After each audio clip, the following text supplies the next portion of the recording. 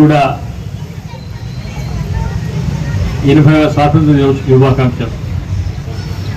స్వాతంత్ర్యం కోసం పనిచేసిన వ్యక్తులు మనం ఎవరూ చూడలేదు, కానీ వాళ్ళ స్ఫూర్తిగా ఈ దేశం నడుస్తూ ఉంది.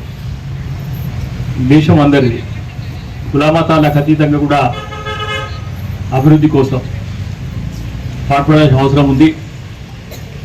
వికసిత్ భారతీయ లక్ష్యంగా భారత ప్రభుత్వం ప్రధాని నరేంద్ర మోడీ గారు చేసే చర్యలు ఏవైతే మనం చూస్తూ ఉన్నాం, చాలా వరకు కూడా దేశాన్ని విమర్శించడం ఒక ఫ్యాషన్గా మారుతూ ఉంది.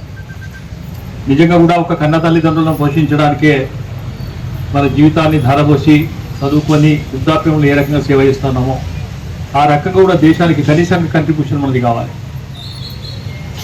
దేశం ఏమిస్తే అనేకమైన సదుపాయాలు ఇచ్చి విద్యను ఇస్తూ ఉంది, రహదారులను, ఏ రకంగా మౌలిక వసతులు, ప్రజా జీవనానికి అతి పెద్ద ప్రజాస్వామ్య భారతదేశం ఏదైతున్నదో ఈ దేశంలో 144 కోట్ల మంది ప్రజలకు రూపకల్పన చేయడం చిన్న ఆశామాషి విషయమేగా. మరి ఈ రకంగా అనుకున్న రీతిలో కంటే కూడా ఈ 12 సంవత్సరాలకి కూడా అభివృద్ధి ఏ రకంగా అవుతుంది. ప్రపంచ దేశాల్లో ఇక్కడ 16 స్థానంలో దానిని ఇప్పుడు 3వ స్థానంకి వచ్చినాం. మనం ఈ 2047 వరకు కూడా వికసిత భారత్తోని ప్రపంచ దేశాల్లో మొట్టమొదటి నెంబర్గా మనందరం కలిసి పనిచేస్తూనే కృషి చేస్తూనే సాధ్యమైతే కనుక మనందరం కూడా దేశం కోసం ఏ రకంగానైనా సాయం చేయాల్సిన అవసరం ఉంది.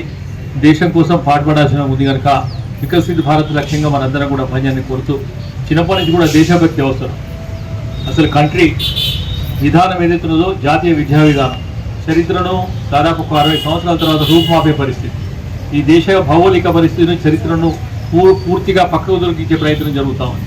మరి జాతీయ విద్యా విధానం ఏదైతున్నదో కేంద్ర ప్రభుత్వం ప్రవేశపెట్టే దాంట్లో మన చరిత్ర పూర్తి స్థాయిలో కూడా బయటకు వస్తూ ఉంది కనుక మనందరం కూడా ఈ దేశం కోసం, భారతమాత సేవ కోసం మనందరి కోసం కూడా పనిచేయడం కోరుతూ మరొకసారి మీ అందరికీ కూడా స్వాతంత్ర్య శుభాకాంక్షలు.